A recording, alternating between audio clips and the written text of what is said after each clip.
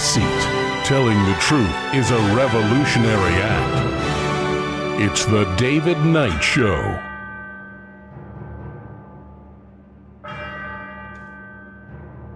As the clock strikes 13, it's Friday the 20th of February, year of our Lord 2026. Well, today we have a couple of interesting interviews for you. We have Goat Tree's going to be joining us later in the program. We're going to talk about cybersecurity, especially in light of what Kim.com said this week about Palantir being hacked. We need to understand that as technology has evolved, it's no longer really about our safety and our security. Just as we talk about national security, that's not about our safety. It's not about our peace. It's not about our privacy. And when we talk about cybersecurity, that is no longer really about any of those things for us either. This is really about perpetrating their power, their surveillance, their continuity of government. And we're going to talk to an individual who grew up in a missionary family in one of the heaviest drug use areas in the world during the AIDS crisis. It's kind of like, I guess I'd describe it as a mixture of the Waltons meets Panic in Needle Park. But it has a lot to say about the solution to drug addiction. It's not about destroying boats in Venezuela. It's not about destroying the Constitution and the rule of law. It's really about restoring the rule of Christ in our lives.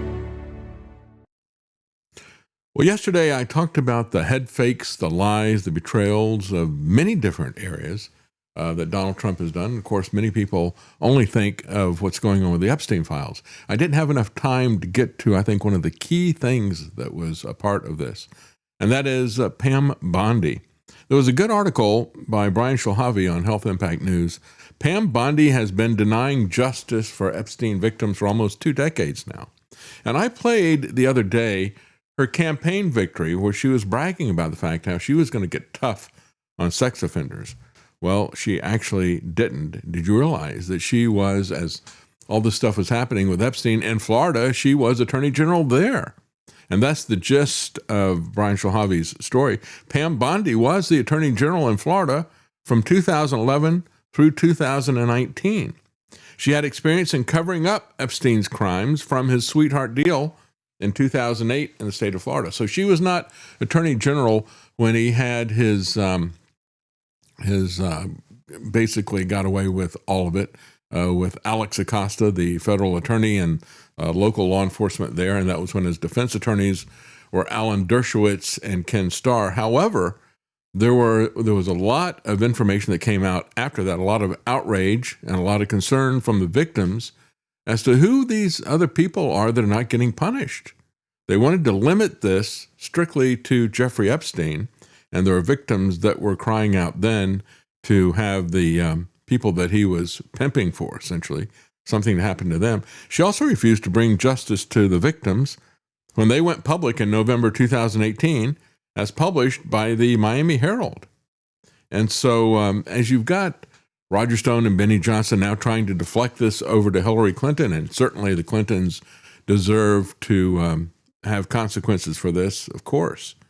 But that does not inoculate Donald Trump. It does not inoculate Pam Bondi from what she has done. As a matter of fact, here's that commercial that she was running. She actually talked about, campaigned on justice for sex offender victims. Florida ranks 3rd nationally in calls for help for human trafficking, where young women and children are enslaved and abused. I knew we needed all hands on deck. Businesses and hospitals to spot it, our great law enforcement to stop it, and tougher penalties to punish it. We're taking on Medicaid fraud, pill mills, gangs, and more, and I'll fight to put human trafficking monsters where they belong, behind bars. Pam Bondi, our Attorney General. Yeah. What a joke that woman is. I mean, so you got all these people that were involved with Epstein, and she's not going to do anything about them. And the victims were asking for that in the wake of the 2008 case. They were outraged at the special treatment that Jeffrey Epstein got and of the cover-up for all the victims even at that time. She did nothing about it. She built her brand on protecting the survivors, but when it came to Florida's most notorious sex criminal, she looked the other way. And actually, this was originally a Bloomberg article from July of last year talking about that. They said Bondi was elected after Epstein had served his sentence in Palm Beach and quickly tried to establish her office as an advocate for victims of sex trafficking, erecting billboards across the state to bring awareness to the issue, creating the statewide Council on Human Trafficking. In her last months in office, she announced a criminal investigation and allegations of past sex abuse by Catholic priests in Florida. But if you got a guy who's working for Mossad, she's not interested in past abuse by him. Bondi kept her distance from the state's most prominent sex trafficking case, even as Epstein's victims pleaded with the courts to invalidate the provisions for his non-prosecution agreement, and they filed lawsuits alleging that he abused them when he was on work release from jail. Again, as I've talked about, he got this deal where they let him come back to the prison to sleep, but he was out all day like the town drunk in Mayberry RFD, Otis the town drunk. He just had the keys and he would let himself back in and sleep it off at night. I mean, it makes sense given that his job was sex trafficking for Mossad that his work release would involve sex crimes. That's right. Yeah, that's what I do for a living, right? So, of course, if you're going to put me on work release, I'm going to be doing some of the same stuff you just locked me up for. In November 2018, the Miami Herald released its investigative series on Epstein. It was called Perversion of Justice. It exposed the details of the government's decision to allow Epstein to bypass federal charges. Instead of suggesting the state get to the truth, however, Bondi remained conspicuously silent. Perhaps that's why she was picked for the job, you think? When Bondi took the top job at the Justice Department under Trump, she got a second chance to rectify the damage. She could have announced a sweeping internal probe, released the DOJ files in a show of transparency, and revamped the agency so this kind of miscarriage of justice wouldn't occur again. However, she did not do that. She did just the opposite of all that. She again leaned into public relations rather than into substance. She went on Fox News in February to boast that Epstein's client list was sitting on my desk. That's what she was saying a year ago. She had long capitalized on MAGA World's obsession with the records, telling Sean Hannity in January of 2024 that the files, quote, should have come out a long time ago, unquote, and blaming it on a, quote, two-tiered justice system. Well, certainly she understands what the problem is, and she is part of the problem, right? She is part of that two-tiered justice system. As a matter of fact, we don't want to pay any attention to anybody other than just the Democrats. We want to ignore what Trump did, and yet this is kind of interesting by Trump's own admission. And I'm just devastated over what's happened. He's been a friend for a long time, a great guy. Was he at your wedding? Great guy. He was at my wedding. Have you ever had a personal relationship with Donald Trump? What do you mean by personal relationships? Have you socialized with him? Yes, sir. Yes? Yes, sir. Have you ever socialized with Donald Trump in the presence of females under the age of 18? Though I'd like to answer that question, at least today, I'm going to assert my 5th, 6th, and 14th Amendment rights, sir. I don't know how the 14th Amendment applies to that. What were you going to say, Lance? Oh, just this article from Bloomberg is doing the same thing in reverse. They're talking about MAGA's strange obsession with it back, when Biden was in office. It was weird to have an obsession with it then, but now it's weird that they're covering it up. It's the same doublethink, just on the other side. That's right. Yeah, Bloomberg didn't care at all when it was Clinton, just like the MAGA people try to point away from Trump when it's his turn to be looked at. She destroyed every last ounce of independence her office might have had when she went to the White House in May and warned Trump that his name was in the Epstein files. Of course his name is in there. Did she even need to know that from her? Bondi is probably the number one most guilty person in the U.S. for perverting justice and covering up Epstein's crimes and refusing to prosecute the pedophiles and failing to protect Epstein's victims, says Brian Shalhavi, and I absolutely agree with him. How does one prosecute, however, the Attorney General of the United States who controls the Department of Justice? It was a brilliant move by Trump after he failed to get Matt Gaetz who was previously under investigation for child sex trafficking by the Department of Justice. Trump tried to get him as the Attorney General, but that failed. Gates had resigned from Congress when he was not approved, but just to prevent a congressional ethics report from being published on his sexual activities with underage girls. When you look at the Trump administration, how could anybody think that this guy is going to give you an honest assessment of this? How could you think that he is not a part of this? It absolutely does not make any sense. Well, I don't want to take time away from our interviews that we've got here. And we're going to go to the first one with Shooting Up with Jonathan Tepper in just a moment. But I want to say before we stop, here we are. This is the 20th of February. We've got about 1 week left in February. We're not quite halfway up the gas gauge right now. So I just want to say we're not going to put this behind a paywall, but I just want to speak to people who, if you listen to the show for a while and you have never contributed to us, we would really appreciate it at this point in time.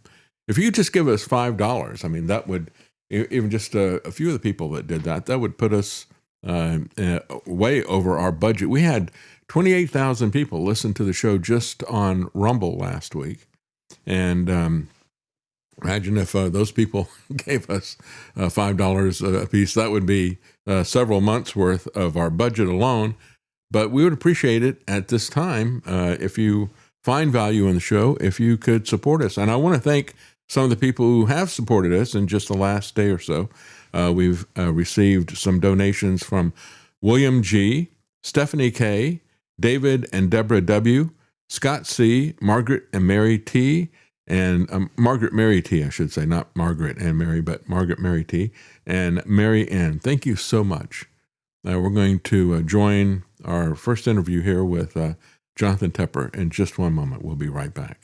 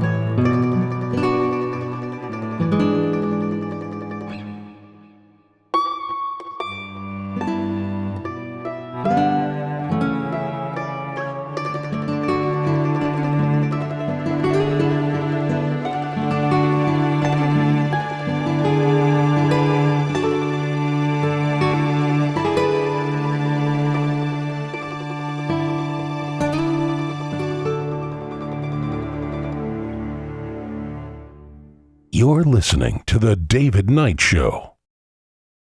Joining us now is author Jonathan Tepper, and his book is Shooting Up, Memoir of Heroin, AIDS, Love, and Loss. He grew up as an American missionary kid in the epicenter of the AIDS epidemic in Spain. He has an amazing story about what his family went through, and as they create a vast network to help people who are addicted to drugs, and then wound up being in the center of the AIDS epidemic. Thank you so much for joining us today. Well, thank you so much for having me. It's a pleasure. Thank you, Jonathan. And, you know, one of the things I like about this, looking at your story, of course, it's a much darker version of, and almost sounds trivial to compare it to the Waltons, but what I like is when you've got the memoirs of an adult going back and looking at his childhood and reinterpreting it through, the experience that he's had as an adult, and talking about what he saw as a child. I always liked that kind of a story. That's one of the things that really drew me to your story. And of course, also the Christian involvement there, your parents as missionaries.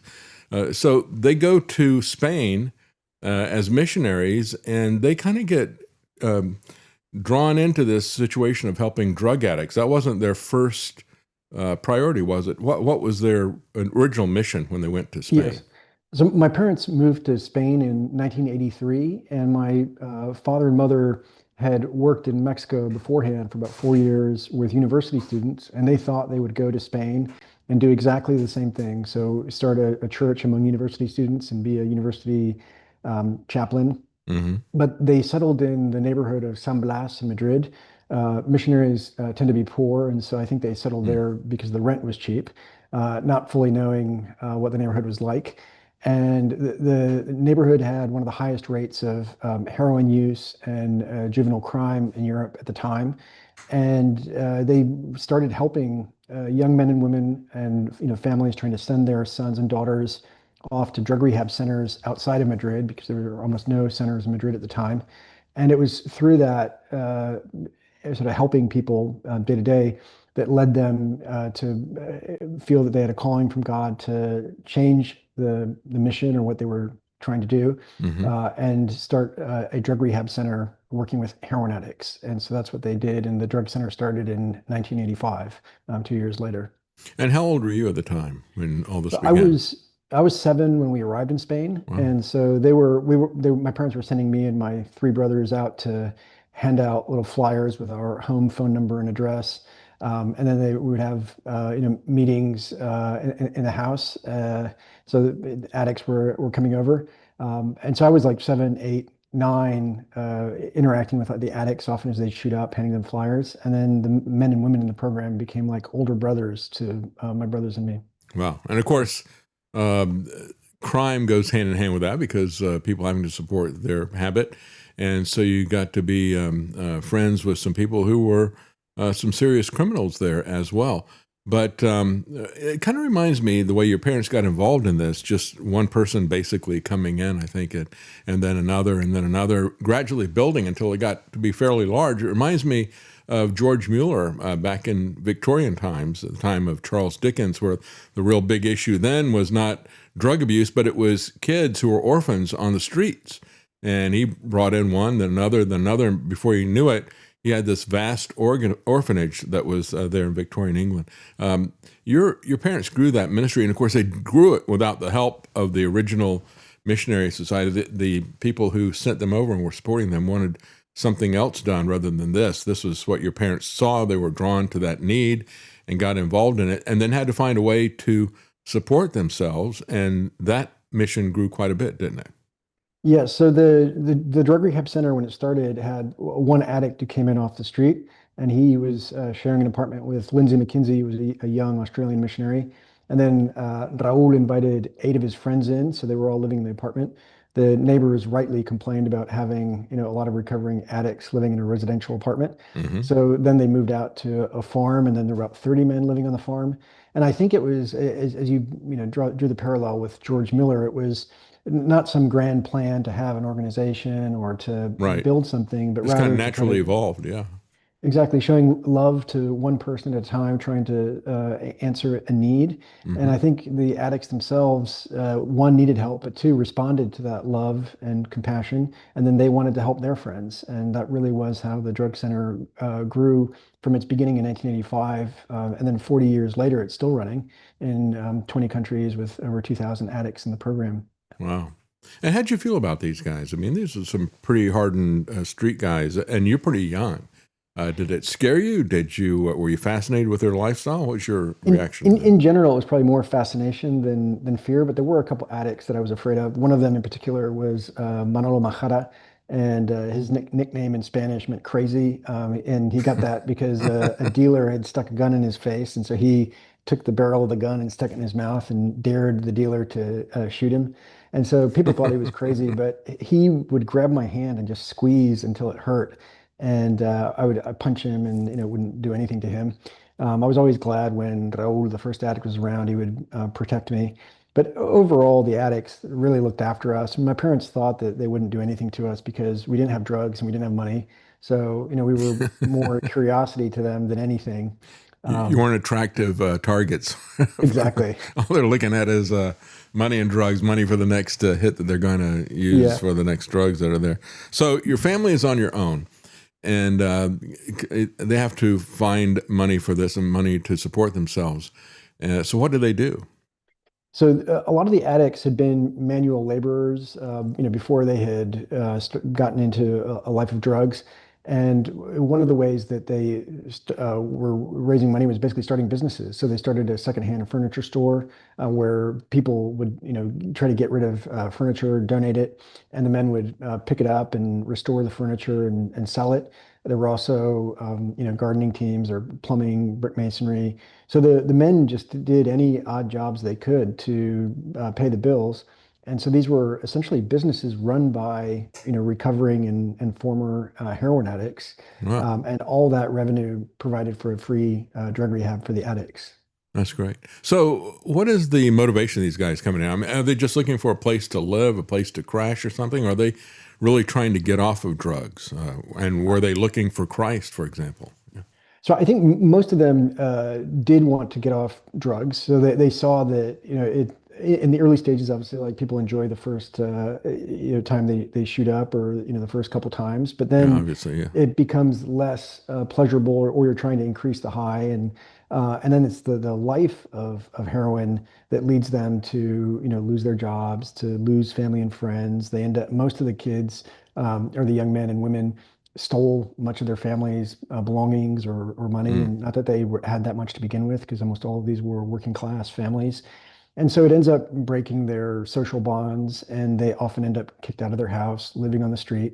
And so for many of them, they did want to get off heroin, and then also, wanted to simply get a roof over their head. And some of them obviously were aware, certainly almost all of them were aware of the Christian ethos behind the program, but I don't know that they were specifically setting out to, become Christians. I think they were attracted to the daily example of love that was shown to them, and when they had seen the friends that they used to shoot up with now clean and off drugs, that was, I think, one of the things that truly inspired them. And so it was that love in action.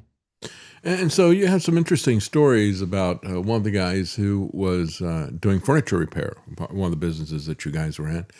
And you thought it was an interesting analogy for this whole program. Tell us a little bit about that. Oh yeah. So at first, when I started writing the book, I hadn't explicitly set out some of these themes in my own brain, but I guess these come out subconsciously. And I was writing about one of the main characters in the book. His name is Bondi, and he ran a secondhand furniture store. And I was struck by the beauty of them taking these discarded pieces of furniture that often, were in a terrible state, repairing them, restoring them, turning them into beautiful objects, often, antiques that, you didn't know that they were beautiful when they came in the store, but they were when they came out. And I thought it was a beautiful metaphor for their lives, the way that, people's lives can be restored and turned around. And then it becomes a theme throughout the book, where in the early days, there was not much of a budget for the drug rehab center. So they would take over abandoned houses or farms and that were in a state of disrepair, and rebuild them and redid them. And these houses too were a metaphor for rebuilding and restoration. So it's a theme that runs through the book, and is a central part of sort of the history and ethos of the program. That's right. And it really strikes me as something that Christ does with us, the carpenter. He takes he sees something that is there of value, and he takes us apart and he fixes us and puts us back together again. That's what was happening in those addicts' lives. I think that's a really apt metaphor. So how did your relationship with them? Did they become Christians? I'm sure not all of them did, but did a good number of them? Yeah, no one was under any obligation to believe anything. So Right. people could live in the program, and they did have to participate in the morning devotional. So I mean, they had to sit there and listen. And then there was a Sunday morning church service. But so obviously they were exposed to quite a lot of preaching and Bible verses. But I think most of the addicts did end up converting, because they saw that they often explicitly said, "I want what he's got." Right. So if Raul, the first addict in the program, came in and turned his life around, and they had known him as a violent criminal on the streets and an addict, And then they saw that he turned into someone who would give up his own bed so that people could sleep, while he slept on the sofa or the floor. That deeply touched people. And so it was that lived example of love and compassion that motivated others to want to come in and then transmit that to the next group of people who came in or the next generation. Yes.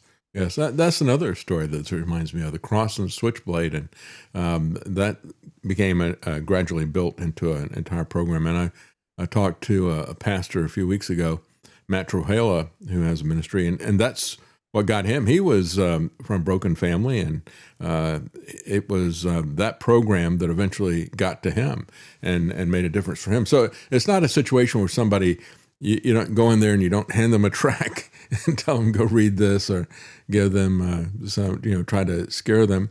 But instead, they see the fruit of what Christ does in other people's lives, starting with your parents and then moving out like a ripple in a pond, gradually affecting more and more people. That's a great way to do it, I think. Yes, one of the key lessons in writing is show, don't tell. You should set the scene rather than tell the reader that they need to know something, and it creates for better writing and better enjoyment from the reader. But I would say in life in general, it's actually a good rule of show, don't tell. And one of the things that my parents quoted when the drug center was starting was from St. Francis of Assisi, who said, preach the gospel at all times, use words if necessary, and this idea of show, don't tell. Right, yeah. That's great. You have an interesting title for one of these chapters, An Older Brother and a Missing Eyeball. What is that about?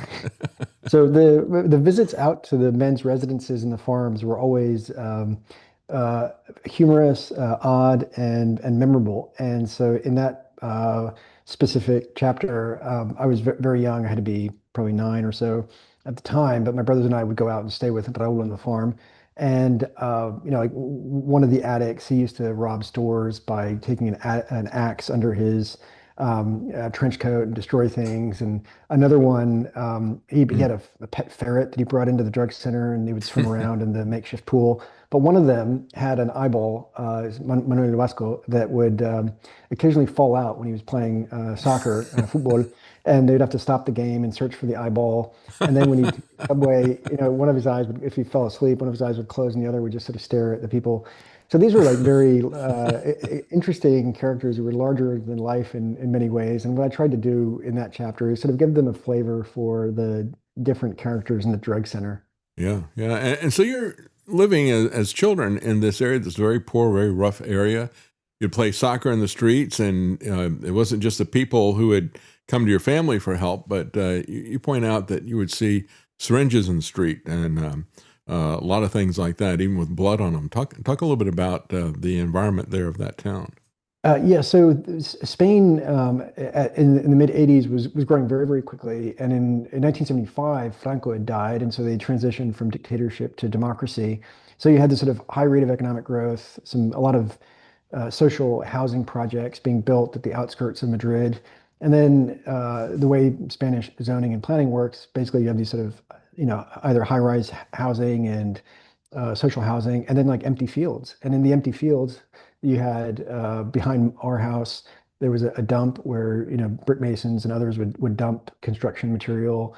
There was quite a lot of garbage too. And then further down 2 blocks away, there was a gypsy village that had about 3,000 gypsies. And, they sold a lot of drugs. They certainly weren't the only ones. Spaniards sold them too. But people came from all over Madrid to buy their drugs at this sort of camp called Los Focos. And so we would see, the used needles everywhere in the fields by the gypsy camp. And generally it had blood that was drying or it dried. And it was sort of through that then, comes about in the book where I talk about how most of the early addicts shared needles and became HIV positive. And then in jail, one of the addicts, somebody, they had I think 2 syringes for 200 inmates. And so the HIV virus spread very, very quickly among the addicts in the mid to early 80s. Wow. Yeah, that's one of the things I've talked about in terms of our war on drugs. That it has been so fruitless that we've done this over half a century now. because it is a spiritual problem at its root. It really is, and you're not going to stop it with interdiction. Now, I've talking about how they're sharing needles in a prison. They don't have enough needles, but they got plenty of drugs. They're doing fine with drugs, and we have people in the United States that are dying from overdose in prisons all the time. So what kind of a society do we have to have if you've got to try to interdict that by force? There's something else there that is really the answer, I think. And so all this is happening before the AIDS epidemic, but then your family winds up at the very center of that, of course. Now, you mentioned heroin over and over again. Are there other drugs that people are using, or is that kind of the king of it all? Why so much of a focus on heroin? Yeah, so heroin really was sort of the end of the line where most people didn't start with heroin. They were generally starting, with alcohol and cigarettes, which don't necessarily lead to harder drugs, but then they would do, hashish and some cocaine, and they were generally doing multiple drugs before they got to heroin. They were rarely starting with it, but heroin was the big drug in the neighborhood. And in Madrid at the time, and it's certainly the most addictive, and the one that has the most impact in terms of taking over people's lives, where they need to, constantly be getting drugs to shoot up. Yeah. Well, it's interesting, and I wonder what the situation is right now. Have they moved on to fentanyl or something like that? But you're out of that scene now, right? Well, in the United States, a lot of the opioids and fentanyl have really taken over. In Spain, I think it's starting to. I'm out of that, but obviously I speak to my father, who still runs the rehab center. But there are sort of newer drugs, and they're of the same family in terms of like opioids. But heroin is still, at least in Madrid, is very, very big. Now, what was it that got people off of the drugs? Because I know that you look at a lot of the secular programs where they're just doing counseling things, and they'll offer them methadone or something like that as an alternative, and then people become addicted to that. What was happening with your family? What were they doing to get people off of drugs? What was the path? So the drug center, Battelle at the time, and still didn't use drug substitutes like methadone, and it was just cold turkey to get off. So there was no alcohol, nicotine, or any other drugs in the program, or methadone. The Spanish government didn't, and private organizations didn't have any methadone treatments in the 80s in Spain, and it really was basically, I think, in the early 90s that they started giving out quite a lot more methadone. And then as they became aware of the AIDS virus, they started giving out tons of little small bleach bottles where even if they were using the same needle, they could at least clean the needles.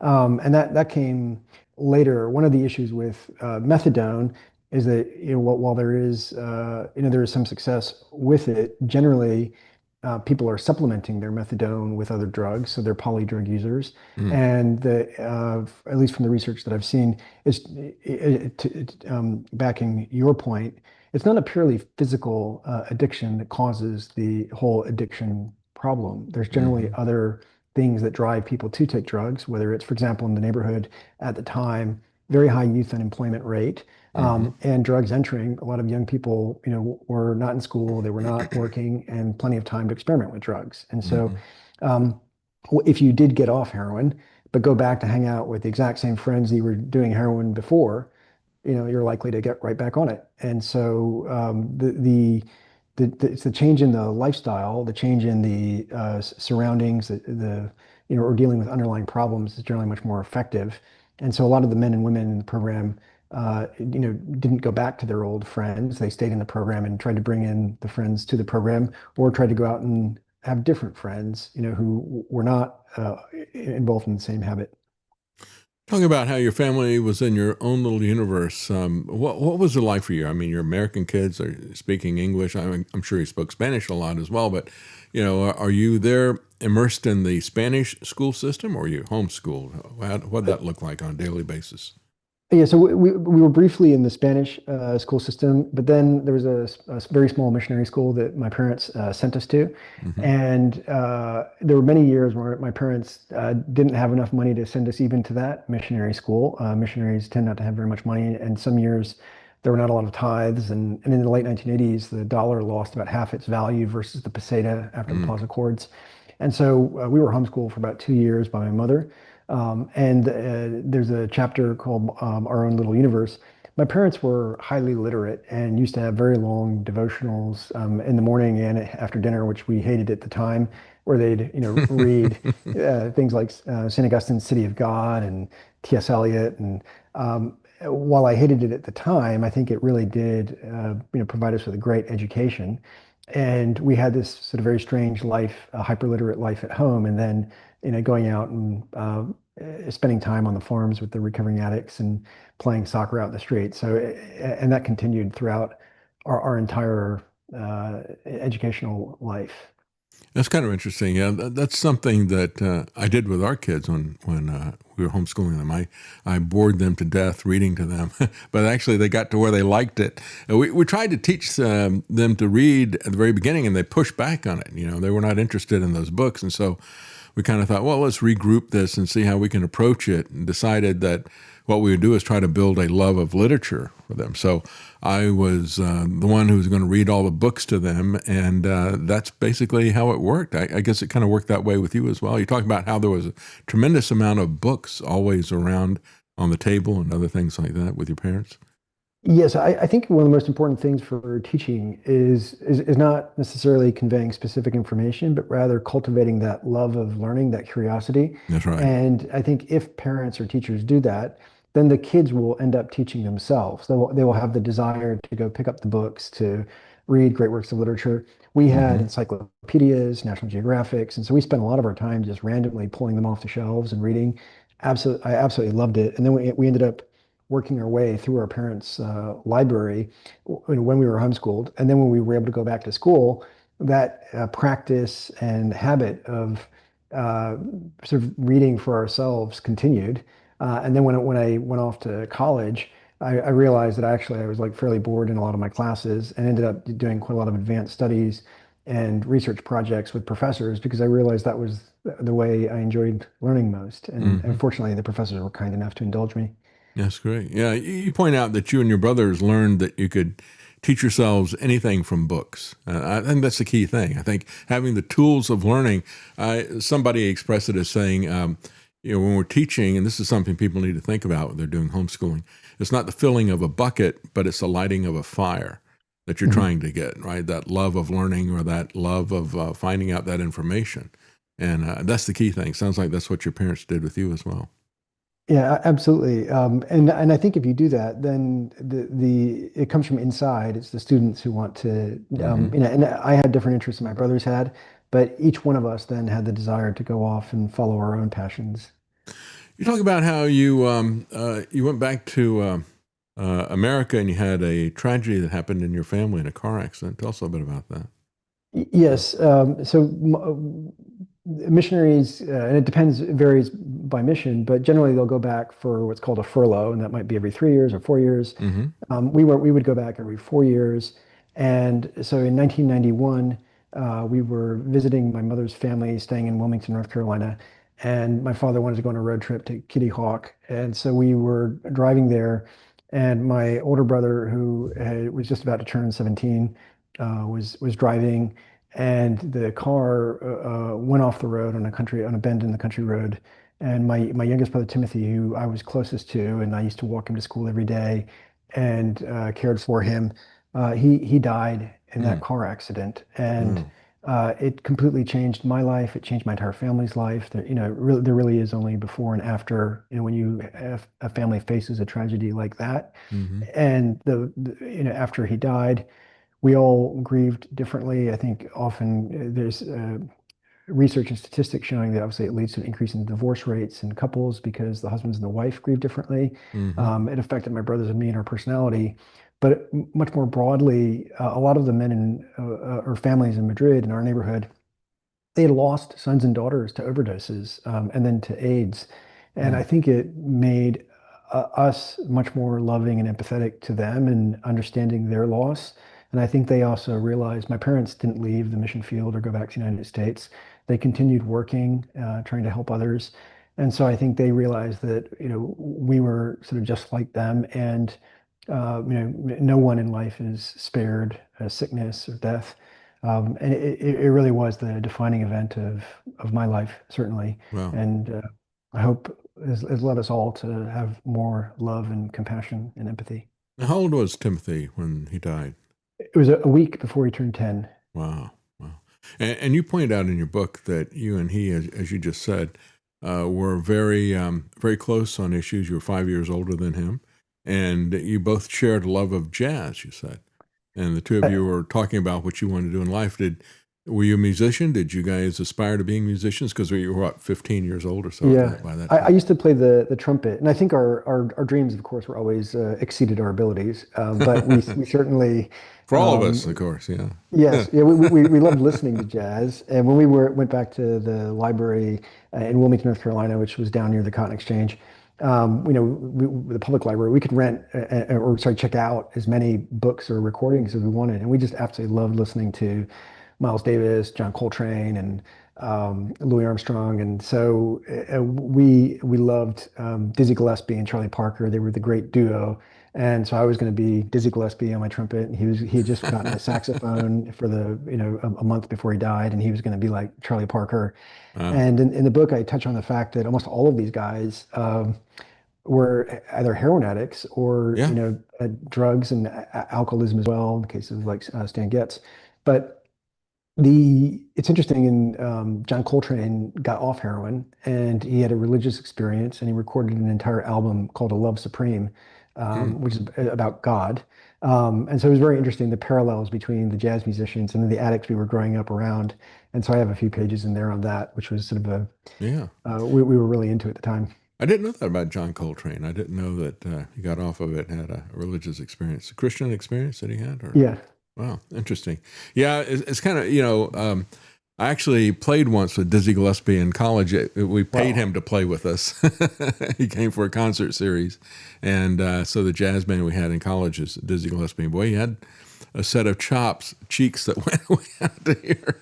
It was very unusual and quite a trademark. I think that helped his popularity quite a bit. It certainly was an interesting way to look at it. But we also had Maynard Ferguson and Don Ellis at the thing. And so, yeah, I was very much involved in that. But I was, again, as you point out, my dreams were bigger than my achievements in that area. But when you get into the music world like that, you do see a lot of drugs, especially if you're playing as a musician, and they still had live music back in those days. And what was it? Did you ever have a situation where you looked at people as you got older, if you looked at people and you saw them doing drugs and other things, and you were tempted in that, or you thought about doing that? Did you ever have a situation like that, being immersed in that environment? So there's always a lot of curiosity in terms of, what's the physical sensation like? And I do deal with that a little bit in the book. And, I was curious as to how much did it cost to get a gram of heroin, and how did you prepare it, and all these kinds of things. But I never ever did drugs. I knew people who had died of overdoses. I had seen people being tended to, being taken in ambulances, who would overdose by the gypsy camp. And it was just not something that I ever wanted to do, because, there's always the possibility of overdosing too. Yeah. And so it was something that I never even experimented with. Mm-hmm, mm-hmm. And that's a key thing, I think, when we look at this, and the people that we are around, that when we see alcoholism, when we see drug addiction or some of these other things, and we see how it has been so destructive on these people's lives, I think that's a real deterrent. Certainly was for me, being around that in some regards, but also, growing up in a family like yours where that was not done. And so you see these two different worlds contrasted, and it's like, yeah, I really don't want that. I think it's a valuable lesson. Yes. And I think that unfortunately some people, are exposed to it and still do it, but it was certainly, it can be a very good antidote. Mm-hmm. It even put me off of dancing, I got to say. It's a running joke with my wife and I. It's like, I'm sorry, I'm not going to dance. I've watched too many drunk people out there dancing, and put me off of that. That in just a small way. That's just a small part of it. But in the bigger picture, you see that as well.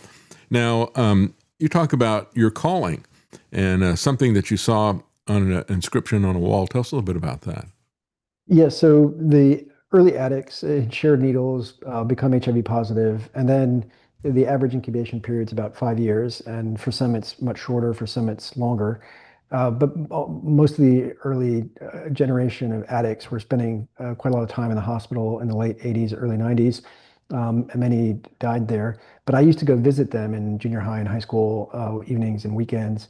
And the main hospital in Madrid, where they would take the addicts for AIDS, was Ramón y Cajal, and it was named after the first Spaniard to win a Nobel Prize in medicine and in science.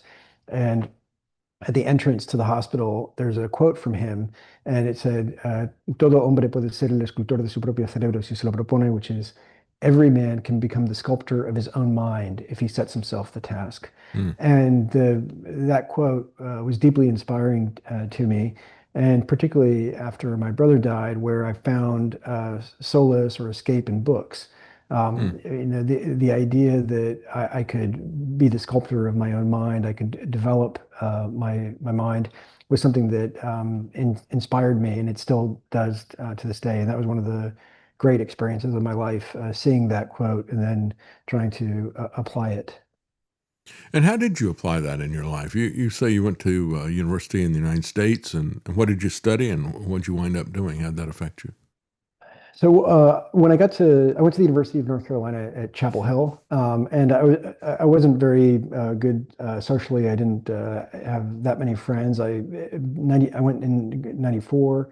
That was the 94, 95 was the peak of death from AIDS. And so a lot of my friends were still in Madrid, and I didn't know if I'd be able to get back and see them again. And so I really withdrew and poured all my energies into my studies.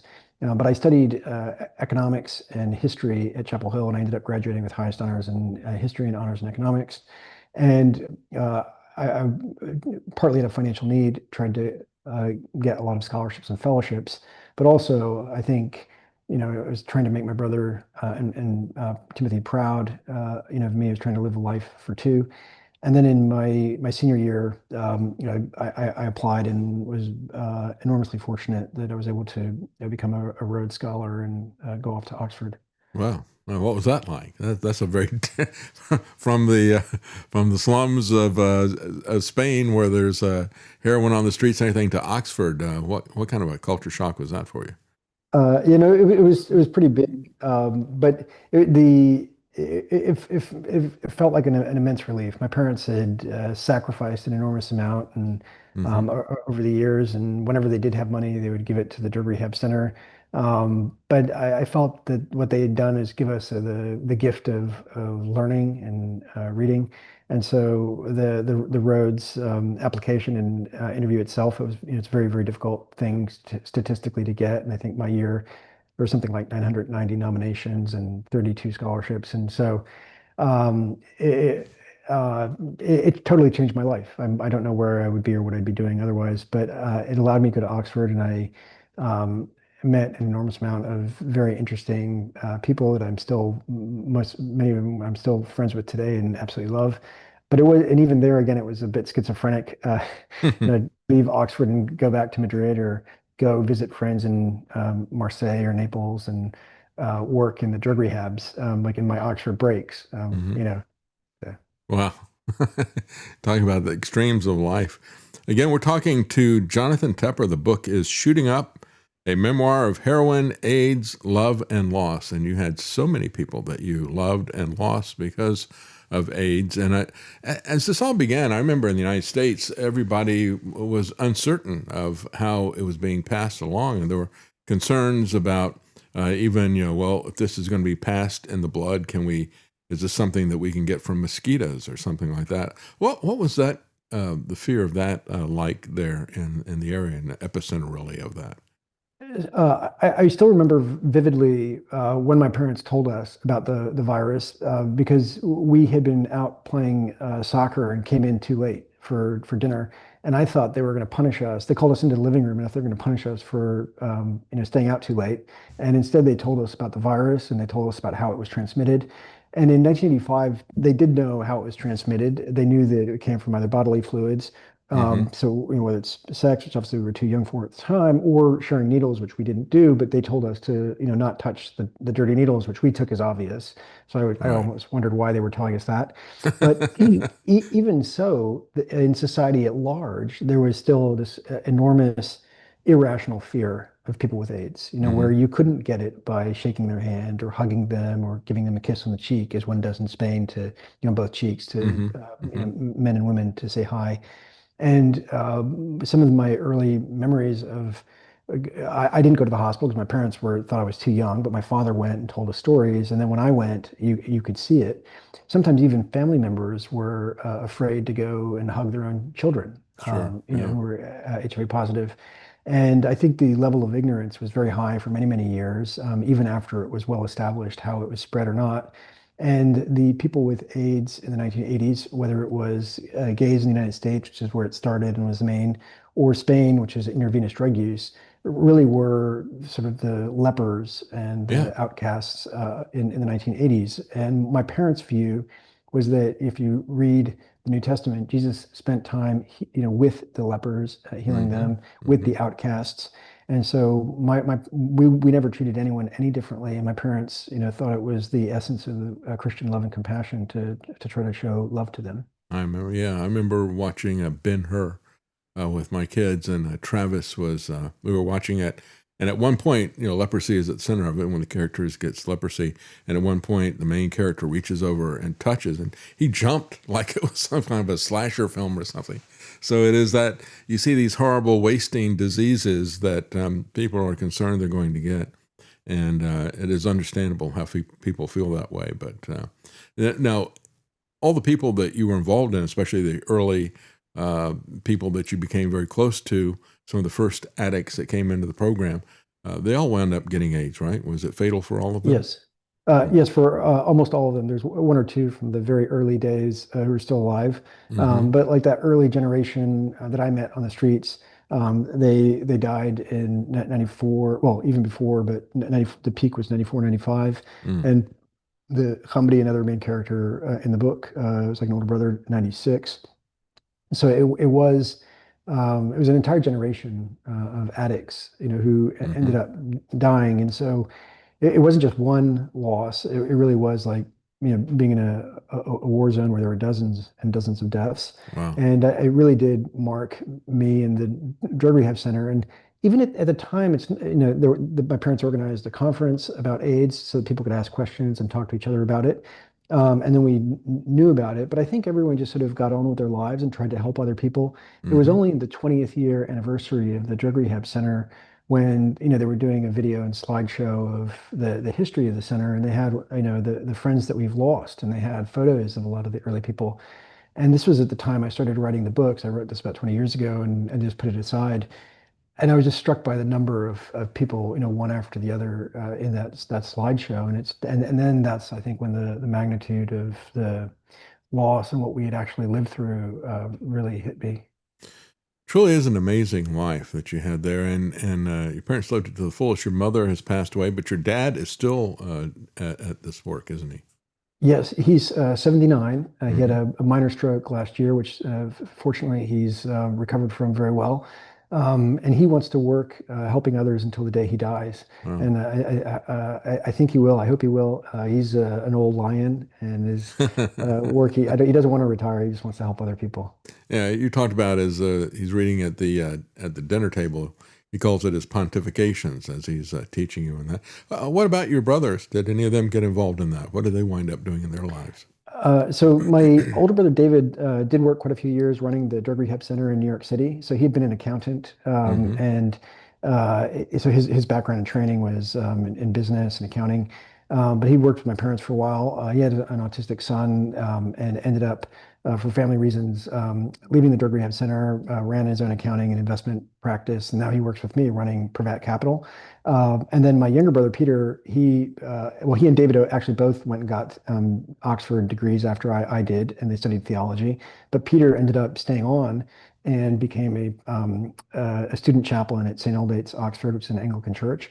and then he moved to Florida and now pastors an Anglican church or an Episcopalian church in Florida. So he stayed further closer to what my parents were doing in terms of ministry. But my brother David and I, work in investing. Where is he in Florida? I grew up in Florida.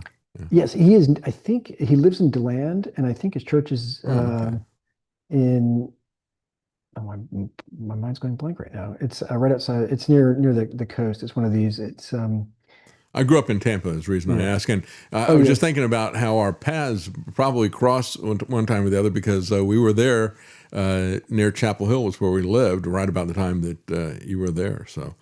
Probably ships that passed in the night. Who knows? Definitely. So it is a fascinating book.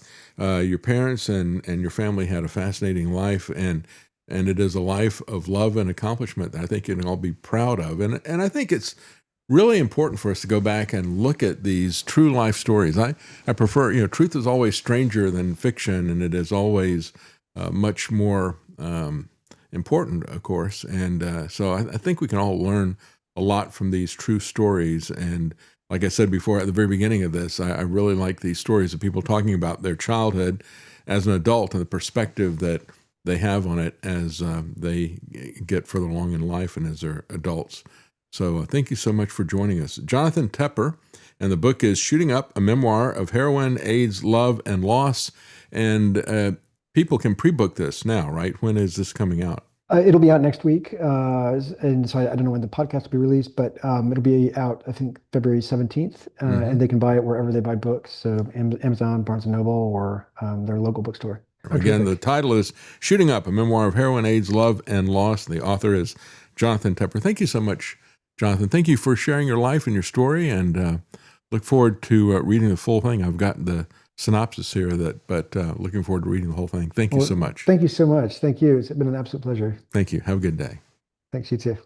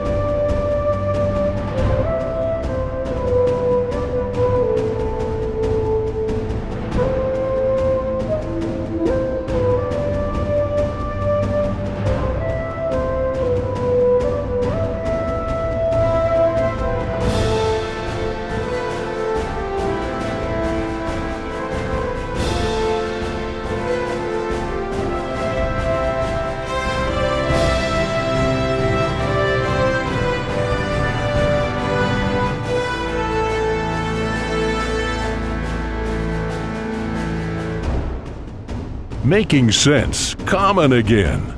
You're listening to The David Knight Show. All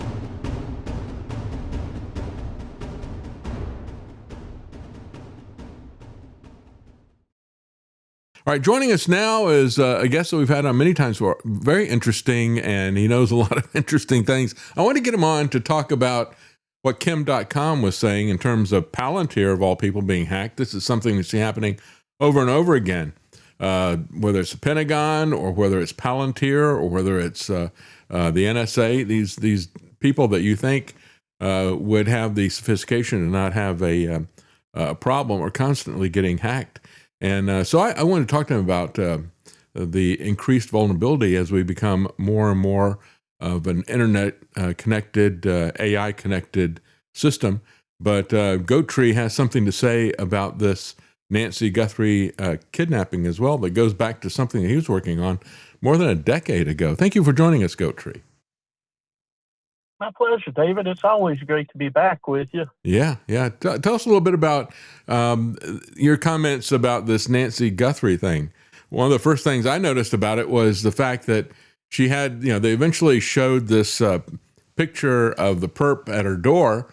They said she was not using their online storage system. She didn't pay for that. She was just using it for real-time monitoring. And so they said at first, well, we only store stuff if it's the paid accounts and stuff like that. But then it turns out that they were storing it anyway. That's why it showed up a few days later. But you have other things that you noticed in it. Talk to us a little bit about that. Well, to me, I hate to go off sounding like a conspiracy theorist. Well, this is the right show for that. Yeah. Well, I know. That's what I'm saying. The scary part about it is when we turn into conspiracy theorists, it comes true. Yeah, that's right. But this thing is striking me as made for TV. Mm-hmm. Mm-hmm. I mean, you turn the news on, everybody's breathlessly hanging on to some special analyst giving his special analyst opinion. And I'm looking at this, and this stuff that they're doing is so amateurish. I don't know. Both sides. Mm-hmm. The criminal and the FBI. I'm saying here, I mean, I can't watch it. I mean, I'll throw stuff at the TV and start ranting. I don't need to get my blood pressure up over this. What's some of the amateur stuff that the FBI is doing?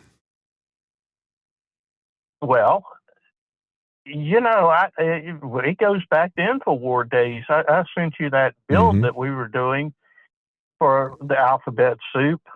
Yeah. And it was we called it war driving. I don't know what sophisticated term they got right now, but you go run through and you're picking up every device, every network, every ping that's being sent out. Mm-hmm. And these things, you could deploy them. It was a car. I mean, if you want to show the picture of it. Yeah, it was an interceptor Dodge. So it's one of these souped up Dodges that they give to the police interceptor. It was a Dodge. In 2015, they got the first Hellcats that came out. We didn't even know what Hellcats were at the time. Yeah. Oh man, I love that car. Anyhow, I remember you said you can have the Batmobile. I want this thing. That's right. But it was a mobile, complete. It performed 6 or 7 different things at the time, and one of them was sniffing for cell phones, cell phone pings. It was very versatile, and what we had done is we had went through and actually built into the grill a amplified sniffer, which, as they were saying with this helicopter. Okay, first off, you got to start. The pacemaker only has a range of 50 feet.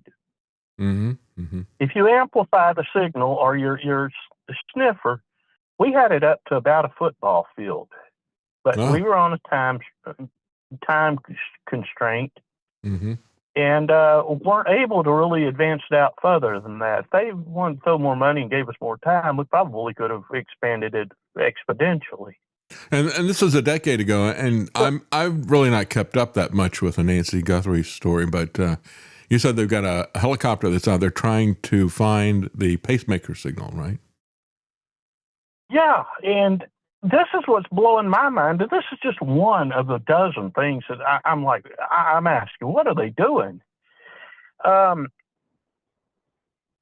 They are buzzing these houses at apparently 50 feet or less, since that's as far as the pacemaker will reach out. And they're searching for that signal. Yeah. I'm sitting there, thinking, what are they doing? I mean, can you imagine the rotor wash that's hitting the houses and the yards? And yeah, you probably got a lot of small dogs that have gone missing now. Garden gnomes, pink flamingos raining down in Mexico someplace. I don't know. Yeah, but I'm looking at it. Here's this guy sitting in the door of the helicopter with a box. Mm-hmm. I'm like, what are they doing? I mean, they're probably roof shingles, roof tiles, everything else being ripped off these houses, not to mention vibration. Yeah, Lance says, why does a pacemaker need to announce its location in the first place? And of course, going back to one of the things we talked about over a decade ago, these Black Hat conferences and DEF CON conferences that have a regular basis in Vegas. And there was a friend of yours who was showing how they could be hacked. That was one of the first devices that he's looking at, how you could kill somebody by hacking into these devices. And what happened to him? Barnaby. Yes. Barnaby had this is one of the first, I'll say it. People can argue with me. I knew him personally. He was assassinated the night before he was going to the Black Cat convention and show this. Mm-hmm. And the way we used to work is we did not show this for malicious intent. We showed the vulnerability so that people could correct it. Right, right. If we showed them how simple it was to hack into pacemakers, insulin pumps, all this, it's on them. It is their responsibility to patch this so that they're secure. And they will not do it unless they're drug out into the public. Yeah, that's right. And that's right. That night, before Barnaby was supposed to give his demonstration, he died of heroin. A heroin overdose in the hotel. That would be like someone saying David died of a heroin overdose. Barnaby didn't do that kind of stuff. Yeah. Yeah. So that was a big one. And apparently, I mean, I hate to say it because it really hurts me to say this, but after that, I dropped it. Mm-hmm. But I have my doubts that they have patched any of this. And I don't want to scare people. Right. But... Well, we know that they tolerate a lot of this. That's what happened. Yeah, we know they tolerate a lot of this. I mean, just take a look at, it wasn't that long ago that they had the power issue, and look at in San Francisco, or whatever, look at what happened to Waymo, right? All of the self-driving cars lost it. They blocked everything. And that goes back to a novel that was written back in 2011, Robopocalypse, and posited how, in that story, the villain was a rogue AI that brought all this stuff on. But what it was showing was a vulnerability of society once it becomes an internet of things and an internet of people. You have all these, and that's what's really happening. I think what's happening with our military. I mean, they are pushing in a really hard way to try to get everything online and interconnected, which means that it's just a lot more vulnerable, isn't it? This is a prime example, David, of the incompetence of both the criminal. The criminal must have like a sixth grade understanding of technology. And then the FBI with all these toys that have been built and given to them, and they don't know how to use it. I'm just picturing Cash Patel's expression if you try to explain some of this stuff. I mean, I'm sure he'd be, I don't know, bug-eyed. Well, he can call me if he wants to. I'll be happy to talk to him. He's bug-eyed about everything. Yeah, get your checkbook out, Cash. We can fix some stuff. Yeah, that's amazing. Well, when we look at this, one of the things that Kim.com said was, and you've talked about this many times, the back doors. When you look at the technological side of this, the really dangerous thing is that there's back doors in everything, and they demand to have it there. They demand to have it there for the developers. They demand to have it there for, let's say, the CEOs or whatever. And once you've got those back doors, you get into everything. And that's one of the things that Kim.com said in terms of what was revealed with this hack into Palantir. He said, I'll quote his tweet here that he put out. He said, they have backdoored devices, cars, jets of world leaders. They've accumulated the biggest archive of blackmail material anybody's got. So basically what he's saying is Palantir is the new Jeffrey Epstein. Yeah, and remember Colonial Pipeline? Oh yeah. That fell off the map in a hurry because no, the CEO did it. It wasn't no big technology spoof or CFO. I better be careful here. So one of the insiders did it. I don't know who. Yeah. But it was backdoors, and all that. Then the railroad hacks. It's like backdoors. And that's one reason I left. I finally said enough. You cannot help the people that's unwilling to help themselves. Yeah. Because they will say we've patched it, but nothing's been patched. You give them top shelf. Well, they may patch it. That's like saying the window's broken, and you take a hammer and knock more out, and then put a piece of plywood over it. It's like what? I remember you talking about the banking industry, the ATMs and stuff like that. Finding the vulnerabilities in that, and you tell the companies, and they don't want to go out and fix it. No, I laid the whole thing out where they had tiers where if you stole over $1 million in cash, it was cost of operations, raising rates on your users. Yeah, we'll just spread it out. Yeah, and then after you got to a certain level, which back in the old days about $5 million, I mean, it was like the Bangladeshis did. They went in there and they stole $100 million. They had every red team in town and every cyber dog they could find turned loose on them. They got them within a week, which that was back in the days when people were taking care of business. This stuff going on right now, I'm like, man, what has happened? But I think this whole thing's orchestrated. It's like built for the 24/7 news cycle, and you have all these specialists that aren't very special. Yeah, I look at this, and when I look at this full speed ahead, let's incorporate AI into everything in the Pentagon.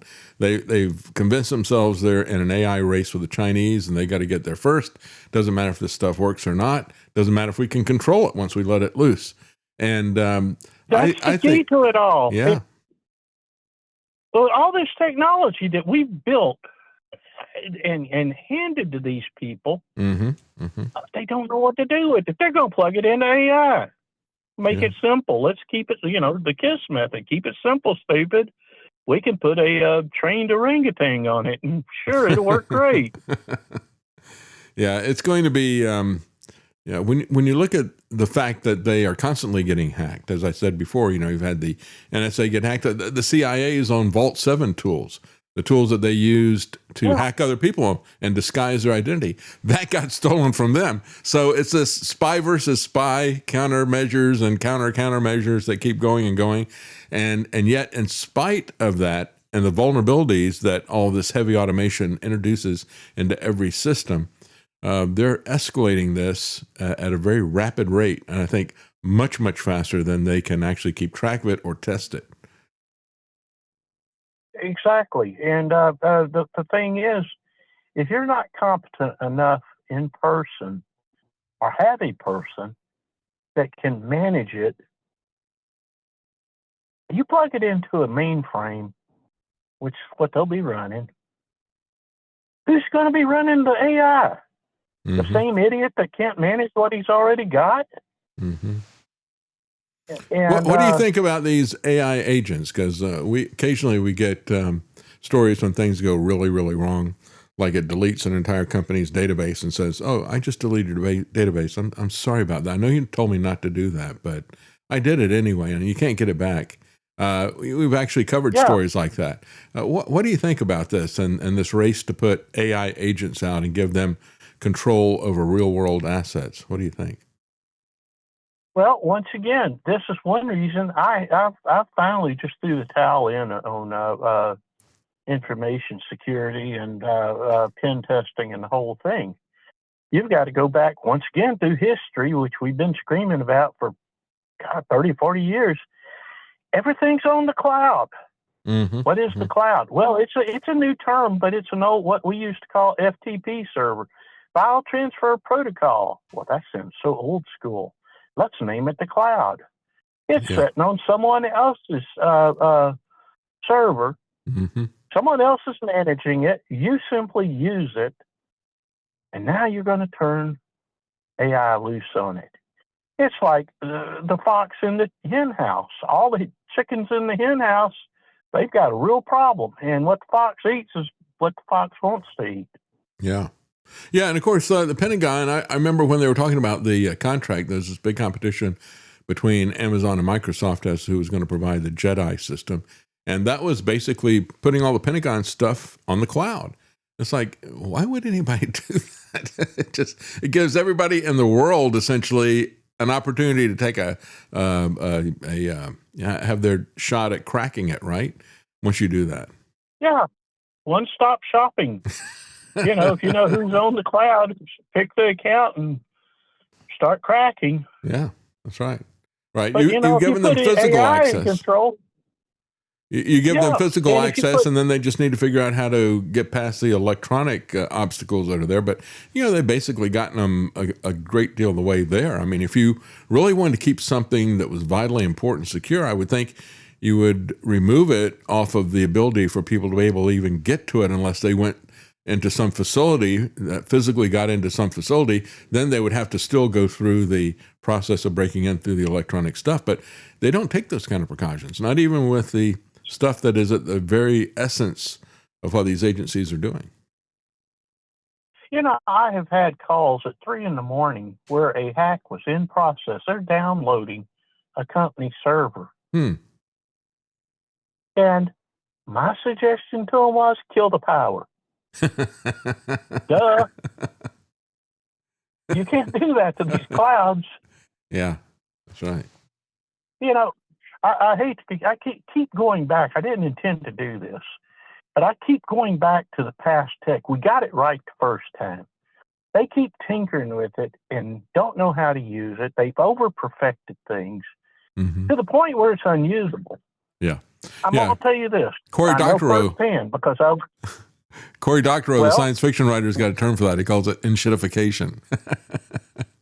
Sounds good to me. Yeah, it looks like what we're seeing all the time, doesn't it? When I came out of Compact in 1986,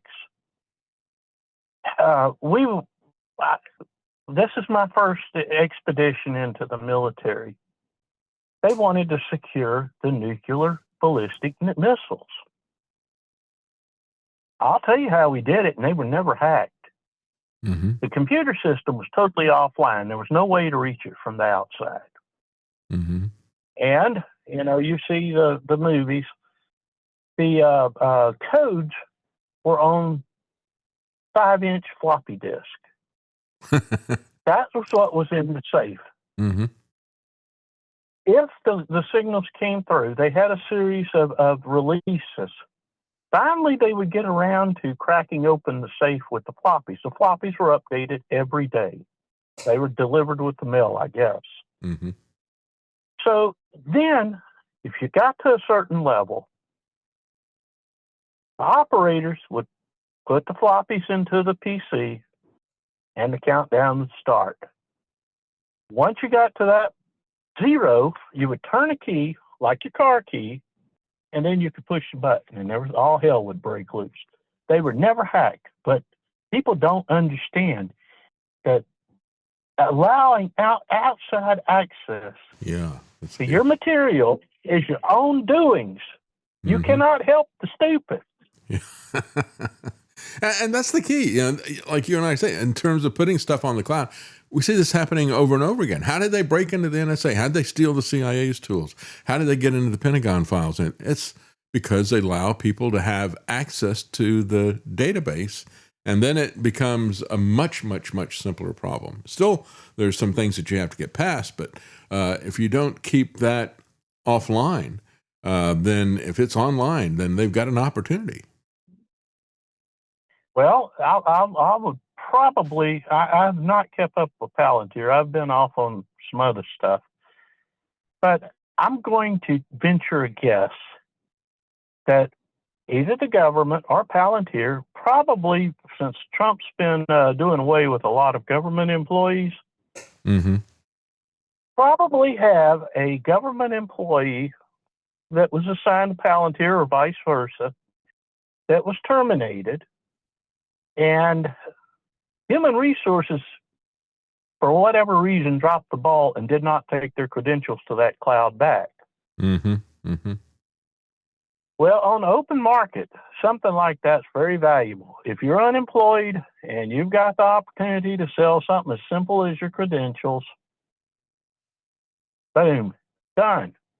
Yeah, that's right. Now, they're probably going to try to invoke something like, oh, it was so complicated you can't understand it. Well, fine, whatever. Well, look at what they're doing to this Guthrie case. They're displaying they don't have very much skills. But this is how the real world works in cybersecurity. And it's stuff that is going on.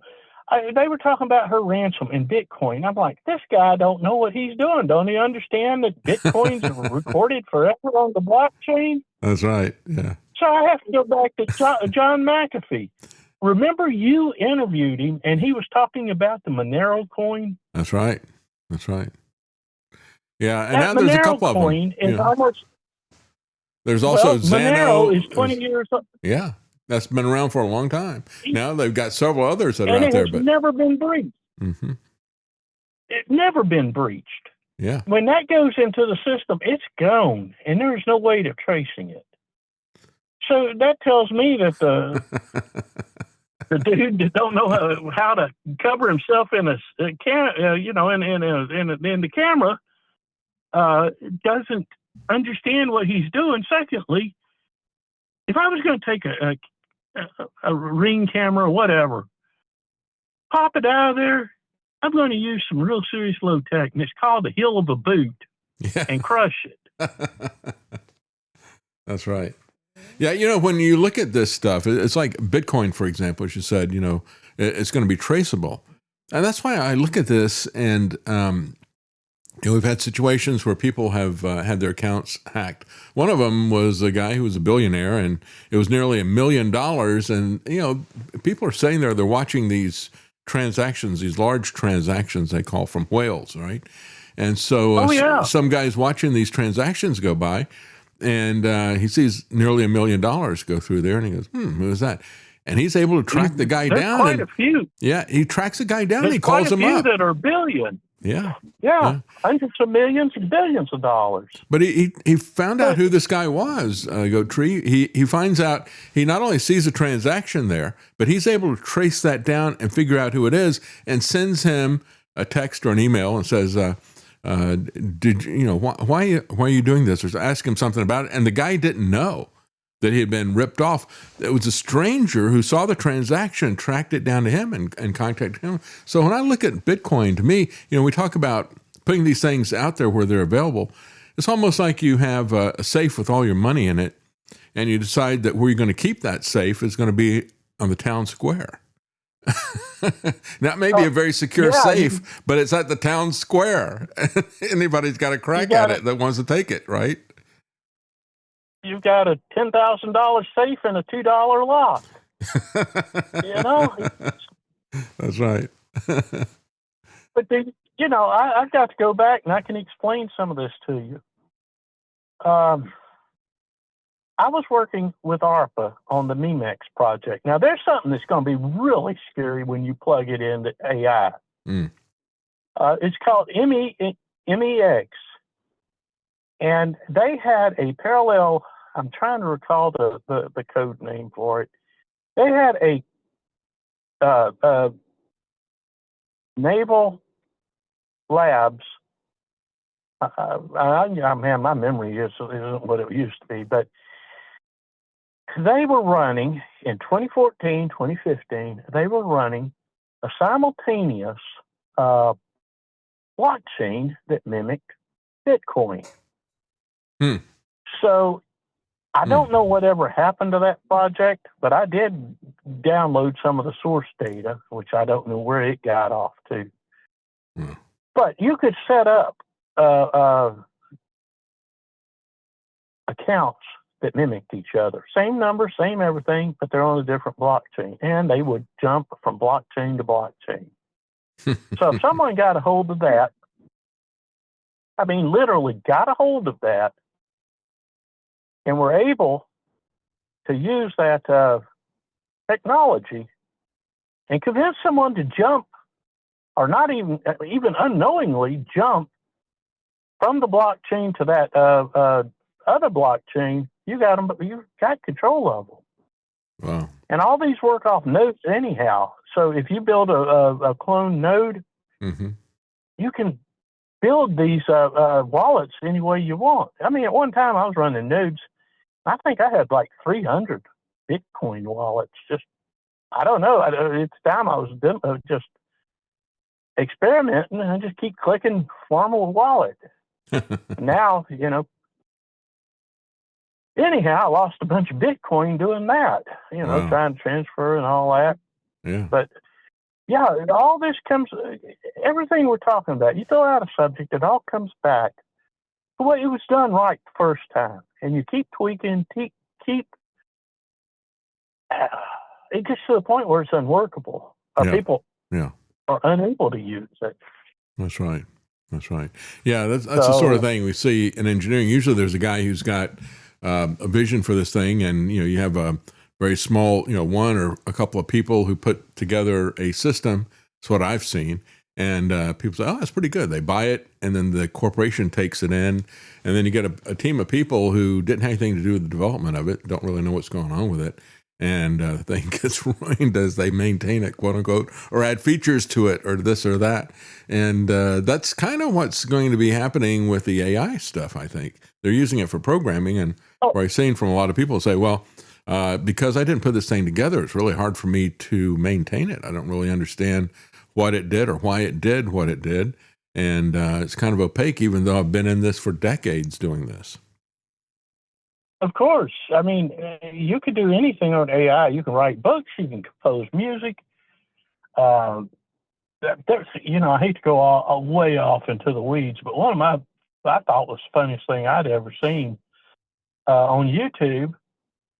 There is a music video called "That's One Ugly Baby."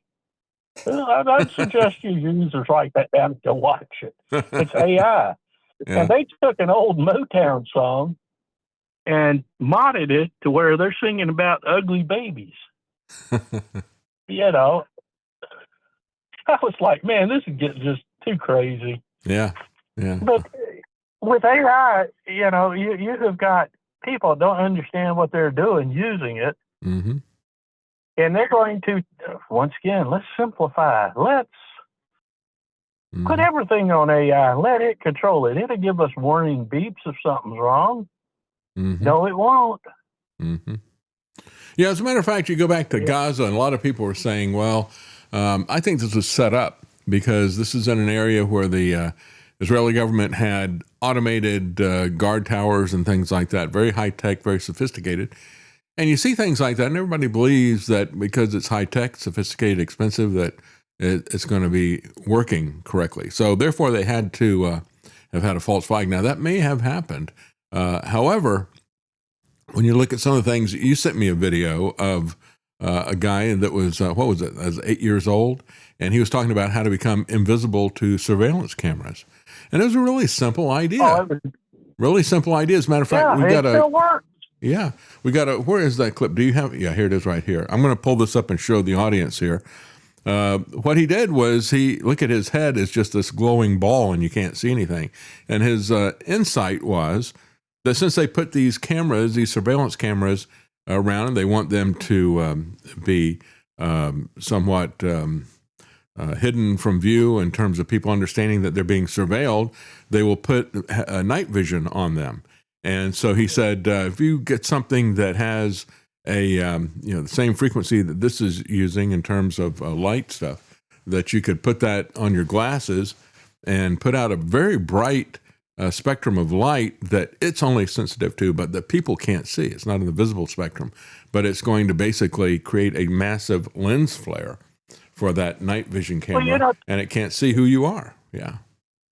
Well, when we were pen testing, we would take these RF diodes that were tiny, and we'd build a hat band out of them. And then for the little old, I forget what size battery it was. And we walk around there just in plain sight, and the cameras couldn't read us. If we really wanted to get stealthy, we would either, I think we sewed them into like jackets and stuff. Mm-hmm. Mm-hmm. And you couldn't make heads or tails out of body shape, face, anything. It's just one big glowing orb. That's right. And we were hacking ATM machines, and they were like, how are you doing this? Well, we were doing it at their permission. Right. Yeah. Pen testing. Hey, your ATM is vulnerable. But I walk through facilities, and they're like, oh, it's a ghost. Well, that's the thing. When you look at this, when it's being used for something like the defense industry or something like that, you think that you've got some really sophisticated system, and yet it might have a very, very simple vulnerability like you were just talking about. And, that's the thing I see happening with the rapid introduction of this technology. It used to be back in the day when I was in engineering. That was a long time ago, about 40 years ago. I remember one of the reasons that I didn't want to get, of course, I didn't want to develop stuff for the military because what the military was doing with it. But I had friends who got into that, and they were complaining. They said, the stuff we're using is so old. We're not allowed to use anything unless it's been around and tested for years, unless they've taken it to the North Pole, unless they've taken it to the desert and all the rest of the stuff. They've got to, have this stuff. It's got to be tested in all these different environments and have a very long history behind it. That's not really what's happening now. They're rushing to get stuff out. And I think that's creating a whole new class of vulnerability. Yeah.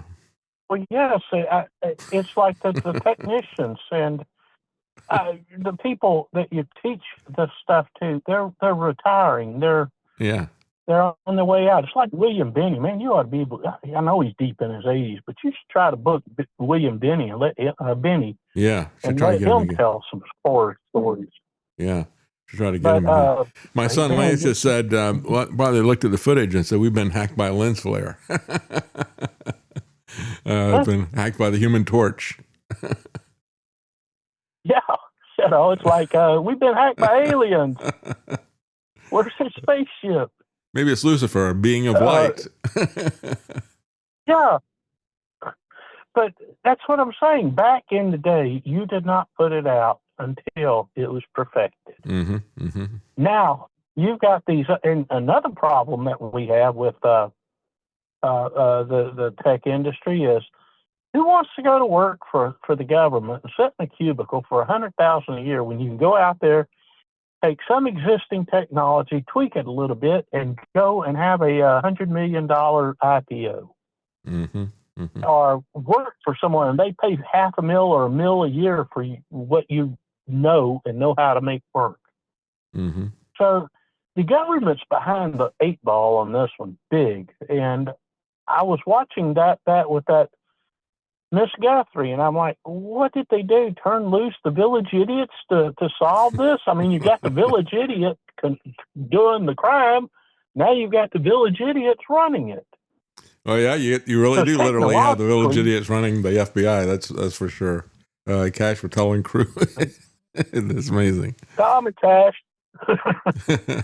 Yeah, call me. Get your checkbook out. We'll fix some stuff. Yeah. Anyhow, this kind of stuff.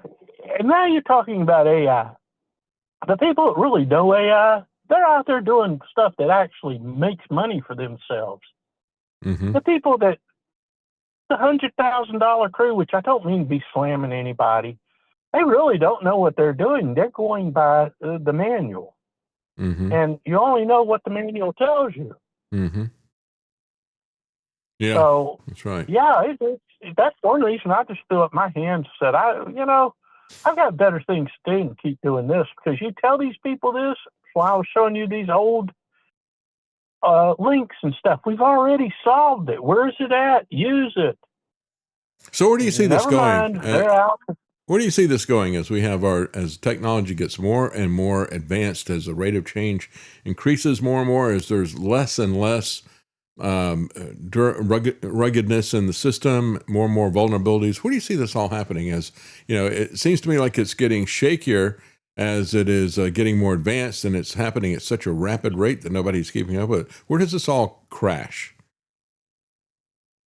Do you see that happening soon? What do you think is going to happen? That's what I look at it. The house of cards up this high. Yeah. So how high can they continue building that house of cards? I really don't know. Yeah. I think, I think if people had a reality check, but they're all disbelieving, they're all not understanding the obvious, it will continue until something really bad happens. Mm-hmm. And I don't know what you define as bad. Where is bad anymore? Yeah. 1 million people dead? 10 million dead? So, and then when you work for the government, it's that old saying, politicians and government people, I'm not responsible for the things I do. Yeah, that's right. They got so immunity. How can you stop it? Yeah, how do you stop it? Mm-hmm. Yeah, you have so many different systems that are involved in it. You got medical systems, infrastructure, transportation. You have defense systems with weapons. I mean, now there's going to be a major push for autonomous killer weapons, autonomous killer robots, as well as drones and things like that. By the way, there was also another interesting video. Do you have that? Yeah, we got it. I'll show the audience this. This is protecting yourself from an aerial drone using an umbrella. Thermal drones versus umbrellas. Yeah. Go ahead and open the umbrella. And look, it's a split screen here. So it looks like, let's go to IR, I can see anything. They can see what he's doing. He puts the umbrella on and he disappears now completely. I'm looking at a steeper angle, and it's still quite difficult, to be honest. I think he is slightly hearing the drone and pointing his umbrella towards that. Now, can you close it? Yeah. And open it again. That's too good, man. That's too good. Yeah, it's kind of interesting because that's where Eric Schmidt is hanging out now. He left Google and he has been big man on campus at the Pentagon for quite some time, setting up very advanced systems and AI-based systems and that type of thing. And yet, they could go out and spend billions of dollars on some kind of autonomous killer drone thing. They're talking about creating a no man's land, which is pretty much what they've done in the area between Ukraine and Russia now with all the improvised drones. And that's changing the nature of warfare very, very rapidly. And so you put all that stuff together and then, maybe somebody finds a way to a vulnerability that's as simple as opening up an umbrella so that it can't see you with the advanced targeting that it's got. Well, even worse is they are perfecting the drone swarms. Yeah. I mean, at New Year, you remember, I forget, it was one city that was doing demonstrations of art in the sky with the drone swarm. Mm-hmm. Everybody's like, ooh, I'm not even going to tell you how to do it. It's one simple modification where you can put a bomb on it and it will release it. So if you've got $550 drones in a swarm loaded with whatever, Molotov cocktails, whatever. Yeah. You've got a force to be reckoned with. Oh, yeah. As a matter of fact, all this. That's. Yeah. I was going to say, Goat Tree, all this. Is going to be what go ahead. I'm sorry. All this push about trying to stop ghost guns and the licensing, not licensing, but the requirements that are being talked about in terms of it's Washington State, isn't it, Lance? Washington State. There's another bill in New York, and now there's, I think, 5 states that are putting out similar stuff. It's a push. So, yeah, they're trying to stop 3D printers. And as Lance's take on all this, and I think it's the right one, he doesn't think they're as worried about ghost guns and creating ghost guns as much as they are worried about stopping people printing their own drones. Right. Hey, I'll tell you what. I have a 200 drone swarm full of all kinds of nasty stuff I can drop on you, and you've got a ghost gun. Who are you most worried about? That's exactly right. Yeah. That's the asymmetric warfare of the future right there. Yeah. Yeah, you got low-tech people playing with high-tech stuff. Yeah, and they're desperate to stop that down, shut that down right now. So, yeah. Oh, yeah. It's interesting as we see these things changing very rapidly, but it is an odd mixture, and that's kind of where you operated as cybersecurity, this odd mixture of technology and human nature. And always when I talk to you about the different cases that you were on, it was always almost kind of like a Columbo thing. The Occam's razor was, well, who is it that's got a gripe with the company, or who is it that could really profit from this because they know where the back door is. So really, more often than not, it was really about human nature in terms of finding the culprits in these things. Well, now here's something. I've got all mine shut off.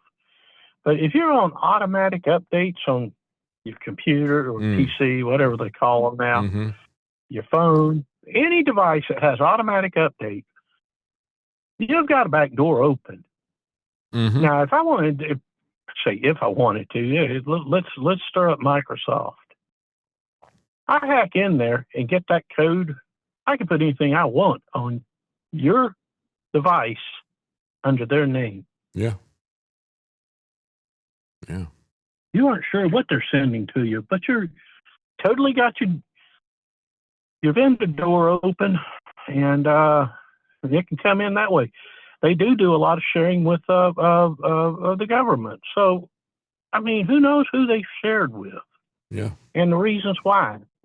A lot of this software, I mean, this is so old school that they allow you to create backdoors if you know how. So you can have your own personal backdoor into anything. Yeah. And while I'm on my rant, people really ought to shut off their vendor. Go download what you're sure you're downloading. Oh man, my temper got up and I forgot what I was going to say. So go ahead. So turn off your automatic updates. Any other things that you would tell? I mean, I do that just because I don't want them constantly messing with my machine. If they put in an update, they may break something, even if it's a legit update. So, I always turn that off. Any other things like that you'd tell people? I hate to sound as nihilistic as I do, but it's to the point where if you could use 1960s technology, that's the only safe place I can think of going. I'm talking about putting in a landline. I'm talking about finding 1960s, 1970s version TVs. Yeah, TVs that don't watch you back. Don't record what you're doing on TV or what you're watching or anything else. It's like we have created such a society that is so reliant on tech that we're letting it get away from us. Yeah, it really has. Yeah. And I think that's the government's involvement in it. When you look at what they have funded, it's what Eisenhower warned us about, the military-industrial complex, and he said also the academic aspect of it as well. And it's because the government is funding all this stuff, that the government is funding things that can be used for centralized control and manipulation of people. And that's why when we talk about this, I talk about this all the time with Eric Peters when he comes on. Get yourself a car that doesn't have all the electronics, especially not a car that is constantly online, because of the types of vulnerabilities that you've pointed out with the Black Hat conferences and things like that. They've illustrated just how dangerous these things can be. It could be somebody hacking it, or it could just be that the device itself is not working properly. You remember when we went back to those automated cars where you just turn it on, you sit there behind the steering wheel, and you're not in control of anything? That's right. I explained it then that this is all on a sliding scale of basically I forget what they even called it, but it's its own AT&T just texted me, "I thou shalt not talk about them." It's on a sliding scale, basically of probability. Mm-hmm. So let's say the president, on that scale 1 to 10, president gets a 10. It's programmed in your car. You're going to avoid running into him at all costs. And it becomes, of course, the programmers, they're going to give themselves a 10 too. It becomes, who's the decider here? Yeah. Let's say you give a school bus loaded, the short bus loaded with kids, 8.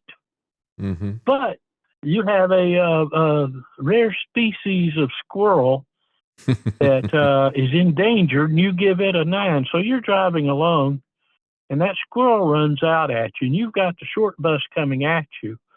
The computer's going to say, hit the short bus because it's lower rated than the squirrel. Yeah, right. So, who gets to decide these things? Who gets to decide who's a 0?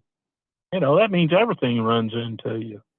Well, and of course, it's not even just that kind of hierarchy that could be imposed on us of values, but it's also if the device is going to work properly. I mean, we just had a situation where, car was passing another car, and because the auto lane change thing misread it, they're trying to get out of the way of the oncoming traffic, and it pushed them back in at the last minute. And they had a head-on collision, killed everybody in the car. So you have these types of situations. Yeah. Yeah. So. And, people are like, oh, this is great. I can read well, nobody reads papers anymore. I can text crazy stuff on X and drink coffee while on my commute. And you have no clue what your car is programmed to do. That's right. That's right. You have no input on it. And actually, I'm sitting, I've got a pristine 1998 car. It don't even have a CD player. I'm sitting in it right now. It's like, I don't want to, I could go buy whatever. Yeah. But that's exactly right. You ain't going to hack this one.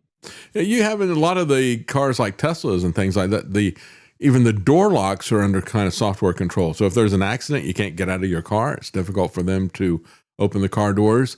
I had a friend of mine with a Tesla. He got stuck in the car for quite some time. He had to fortunately, he had his phone with him, and he contacted tech support to get them to open his door.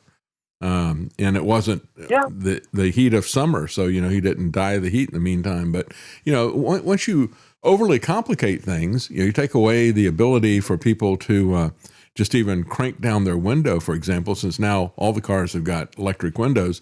Now you got issues with people when they drive into a body of water, they can't get out of the car like they used to be able to. So as those are just simple examples of what's happening as we needlessly complicate everything. I think we are turning into a Rube Goldberg society, even if it's not malicious. It's even worse. It's just out of complacency. I don't know if complacency is the right word. Laziness. It has been so simplified that we go with it without thinking about what we got. Yeah. Okay. My coffee, we went over this with IoT years ago. I've got a IoT coffee pot, and you don't realize how open the IoT is to everything. I don't even know if they call it that anymore. Yeah, the Internet of Things. But, exactly. Yeah.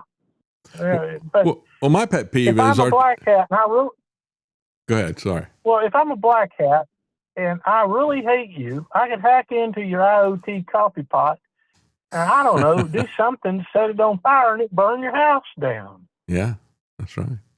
Yeah, it's to the point where we have I was going to say, we got a television in our living room that is, of course, they don't give you a knob on the front where you can just turn the thing on or off, or even a button, nothing that you can see. And they put it on the back, and it's black on black, and it's like I'm trying to reach around there. It's almost, you can't see anything, and you can't really even feel anything. They don't even give you some kind of a tactile feedback to turn the thing on or off manually.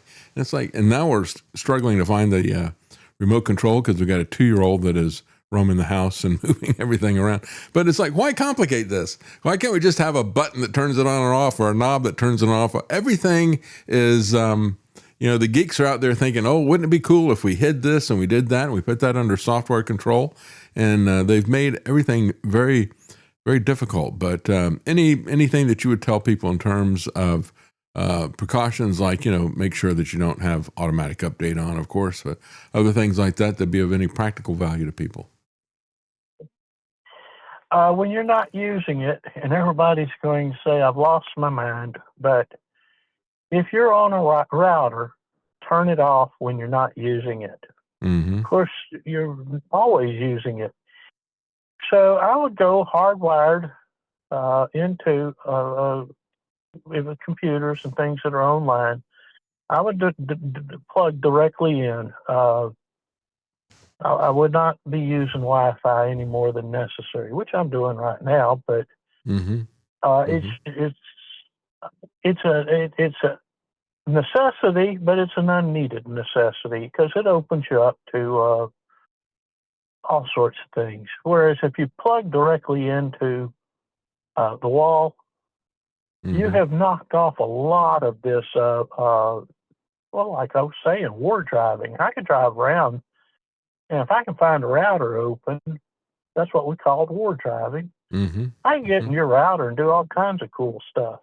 Yeah, that's right. And of course, they can even use the Wi-Fi signals.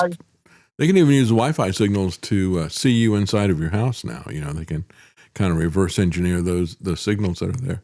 But you'd have the bonus of a health issue as well.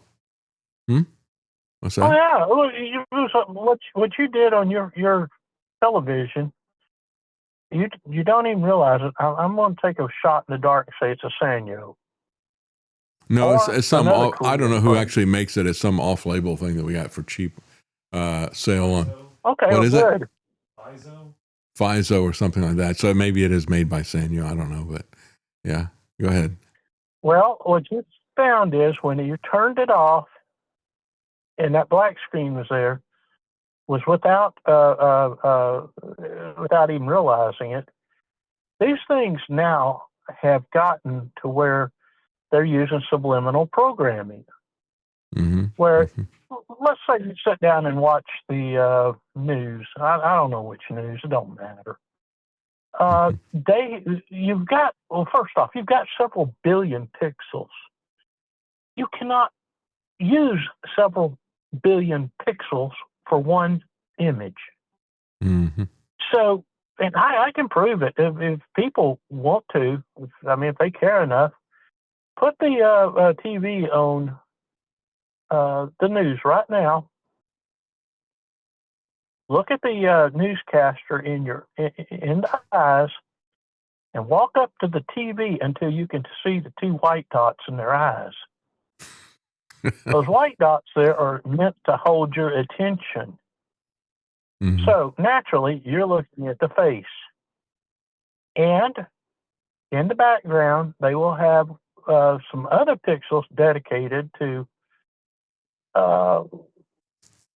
basically ghost programming. That is for the advertisers. So you're fixated on watching that broadcaster, and on your peripheral vision, you're catching whatever they're advertising. Let's say hamburgers.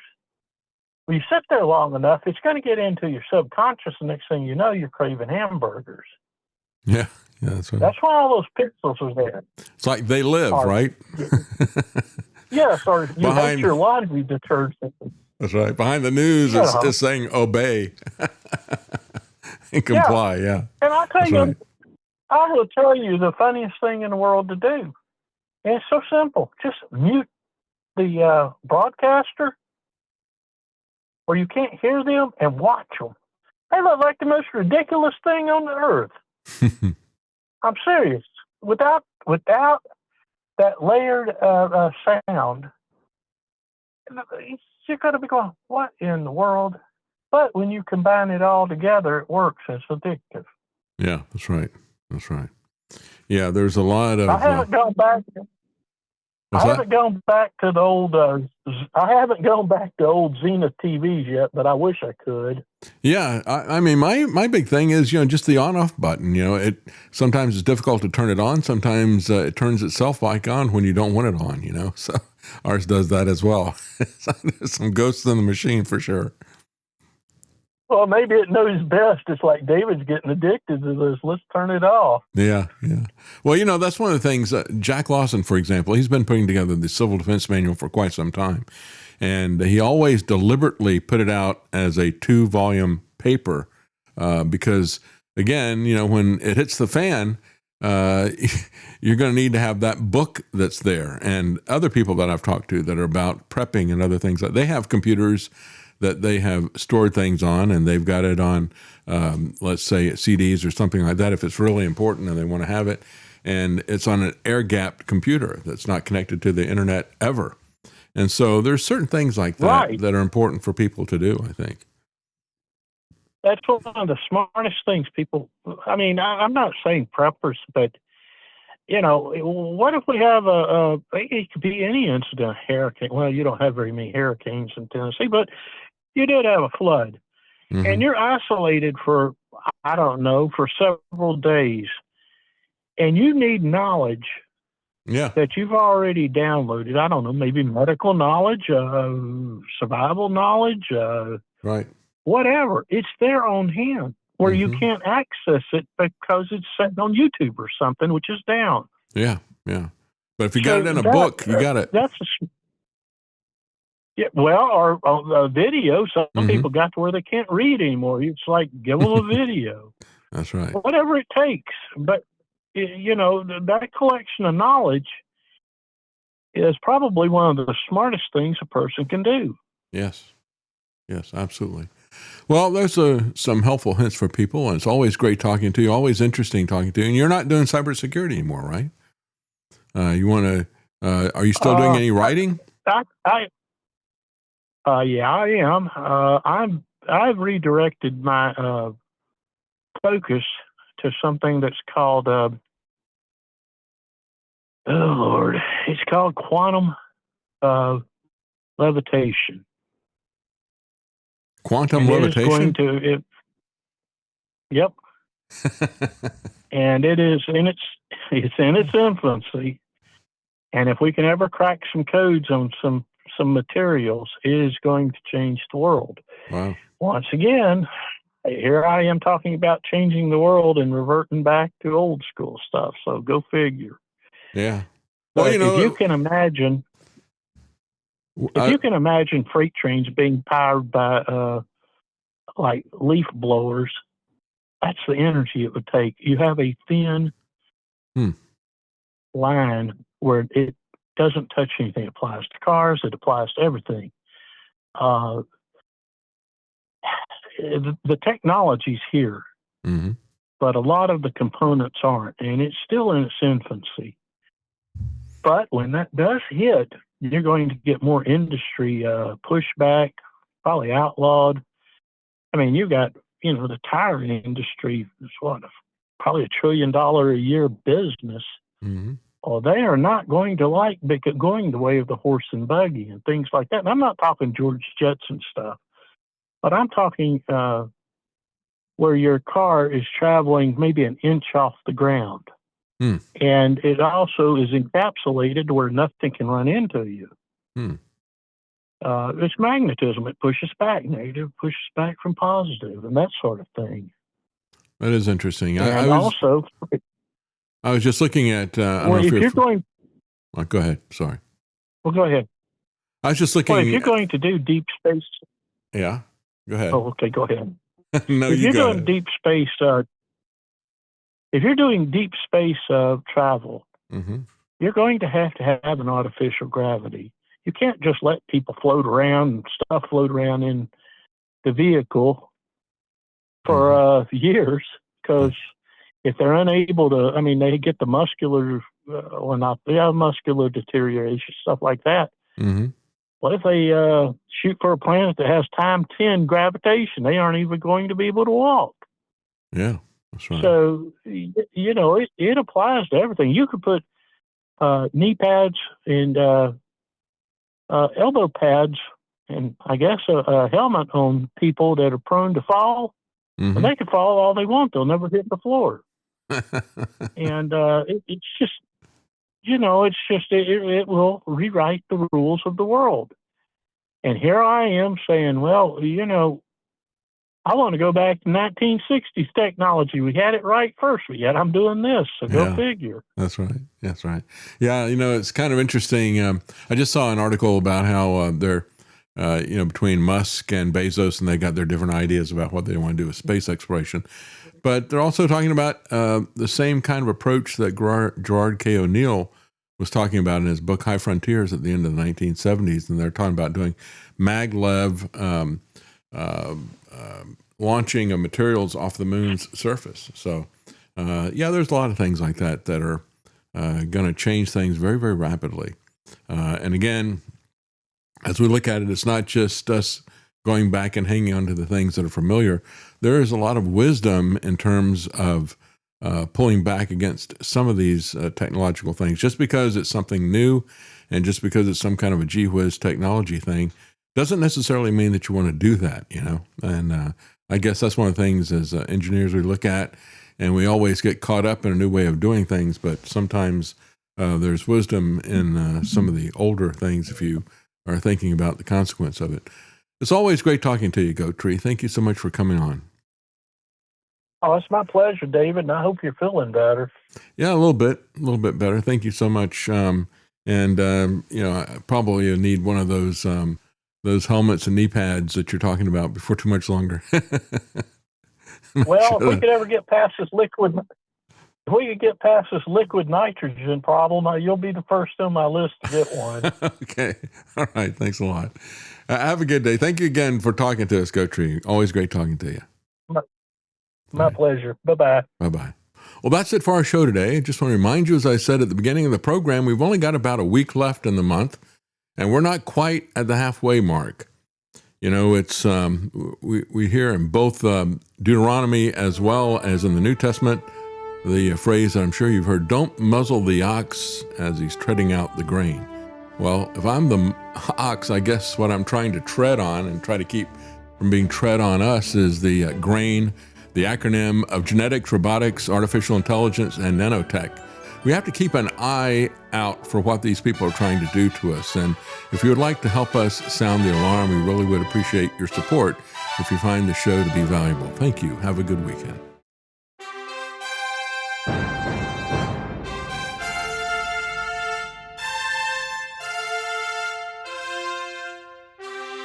The Common Man. They created Common Core to dumb down our children. They created Common Pass to track and control us. Their Commons Project to make sure the commoners own nothing. And the communist future. They see the common man as simple, unsophisticated, ordinary. But each of us has worth and dignity created in the image of God. That is what we have in common. That is what they want to take away. Their most powerful weapons are isolation, deception, intimidation. They desire to know everything about us while they hide everything from us. It's time to turn that around and expose what they want to hide. Please share the information and links you'll find at thedavidknightshow.com. Thank you for listening. Thank you for sharing.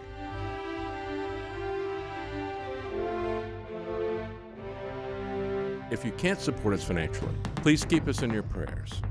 thedavidknightshow.com.